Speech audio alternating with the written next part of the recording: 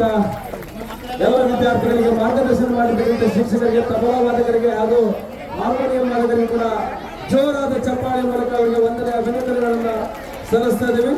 ಇದೀಗ ಈ ಕಾರ್ಯಕ್ರಮದಲ್ಲಿ ರೈತ ಗೀತೆಯನ್ನು ಹಾಡಿದ್ದಾರೆ. ಸ್ಥಳೀಯ ಸರ್ಕಾರಿ ಮಾದರಿ ಹಿರಿಯ ಪ್ರಾಥಮಿಕ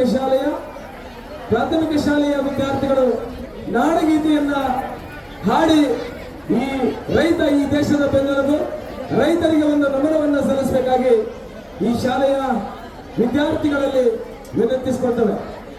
ಸ್ಥಳೀಯ ಸರ್ಕಾರಿ ಮಾದರಿಯ ಪ್ರಾಥಮಿಕ ಶಾಲೆಯ ವಿದ್ಯಾರ್ಥಿಗಳು ವೇದಿಕೆ ಮೇಲೆ ಬಂದು ರೈತ ಗೀತೆಯನ್ನು ಹಾಡಬೇಕಾಗಿ ವಿನಂತಿಸಿಕೊಳ್ತವೆ.